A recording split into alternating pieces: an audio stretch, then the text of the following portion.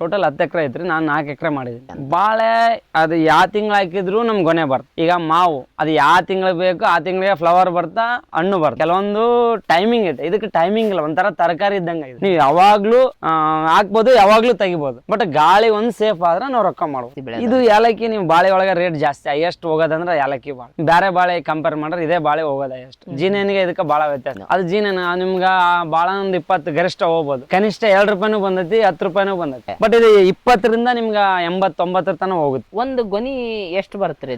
ಮಾಮೂಲಾಗಿ 10-12 ಕೆಜಿ ಬರ್ತಾರ. ನಮ್ ಸ್ವಲ್ಪ ಇದು ಬೀಳ್ ಬಿದ್ದರ ಜಮೀನ್ ಇರದ ಒಂದು 18ರಿಂದ 20 ತನಕ ಬಂದವ್ರು. ಎವರೇಜ್ 15-16 ಅಂತೂ ಬಂದೈತಿ. ರೇಟ್ ಏನು ಚೆನ್ನಾಗಿರುತ್ತೆ.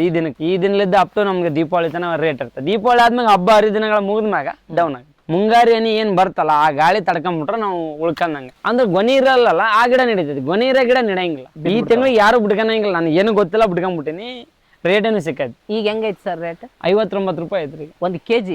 ನಿಮ್ಮ ಹತ್ರನೇ 1 ಕೆಜಿ ಇಲ್ಲೇ ಅಮೌಂಟ್ ಕೊಟ್ಟು ಒಯ್ತಾರೆ. ನಿಮ್ ಪಟ್ಟಿ ತೋರ್ಸ್ತೀನಿ ಬೇಕಾರೆ, ಫೋನ್ ಅಲ್ಲಿ ಐತೆ. ಅವ್ರೆಲ್ಲ ಕ್ಯಾಶ್ ಕೊಟ್ಟು ಒಯ್ತಾರೆ. ಯಾವ್ದು ಉದ್ರಿ ಇಲ್ಲ. ತೂಕ ಮಾಡ್ತಾರೆ ನಮ್ ಕಣ್ಣಾರೆ. ನಾವು ಮಾರ್ಕೆಟ್ ಹೋಯಂಗಿಲ್ಲ. ಮಾರ್ಕೆಟ್ ಹೋಗ್ಬೋದು, ಅಲ್ಲಿ ಜಾಸ್ತಿನ ಆಗ್ಬೋದು ಕಮ್ಮಿನ ಆಗ್ಬೋದು. ಬಟ್ ಇಲ್ಲೇ ಒಪ್ಪಂದ ಅವರೇ ಬಂದು ಒಯ್ದು ಅವತ್ತಿನ ರೇಟ್ ಏನಿರುತ್ತೆ ಅದ್ರ ಪ್ರಕಾರ. ಗಣೇಶನ ಹಬ್ಬ ಶ್ರಾವಣದಾಗ ಸ್ವಲ್ಪ ಜಾಸ್ತಿ ಟೈಮ್ ಕಟಿಂಗ್ ಮಾಡಿ ಲಾಸ್ಟ್ ಟೈಮ್ ಕಟಿಂಗ್ ಮಾಡಿ 70 ಗೊನೆ ಮಾಡೀನಿ. ಒಂದು 67,000 ರೂಪಾಯಿ ಖರ್ಚು ಏನಿಲ್ಲ ಅಲ್ರಿ. ಎಲ್ಲ ಬೋನಸ್ ಮಾಡಿದ್ರಿ. ಬೋನಸ್ ಸಿಕ್ಕಿದೆ. ಏನಕ್ಕ ಏಲಕ್ಕಿ ಬಾಳೆ ಮಾಡಿದ್ರಿ? ಇಲ್ಲಿ ಗುಡ್ಡ ಇರೋದ್ರಿಂದ ಗಾಳಿಗೆ ಸ್ವಲ್ಪ ಅನುಕೂಲತೆ ಐತಿ. ಬೇರೆ ಕಡೆ ಆದ್ರ ಗಾಳಿಗೆ ಬಹಳ ಪ್ರಾಬ್ಲಮ್ ಆಗುತ್ತೆ. ಹಂಗಾಗಿ ಏಲಕ್ಕಿ ಬಾಳೆ ಮಾಡೈತಿ. ಚೆನ್ನಾಗೈತಿ, ಚೆನ್ನಾಗಿ ಬಂದೈತಿ. ಇದು 2ನೇ ಕ್ರಾಪ್ ರೀ. 1ನೇ ಕ್ರಾಪ್ ಒಂದು 7 ಲಕ್ಷ ಆಯ್ತು. ಅಂದ್ರೆ ಡಿಸೆಂಬರ್ ಟೈಮಿಗೆ ಬಂದ್ಬಿಡ್ತು. ಅವಾಗ ಚಳಿಗಾಲದಾಗ ಸ್ವಲ್ಪ ಕಡಿಮೆ ಇದೆ ಸೇಲಿಂಗ್. ಹಂಗಾಗಿ ಸ್ವಲ್ಪ ಕಡಿಮೆ ಆಯ್ತು. ಈ ಸತಿ ಚೆನ್ನಾಗೈತಿ. ಈಗ ರೇಟ್ ಚೆನ್ನಾಗೈತಿ.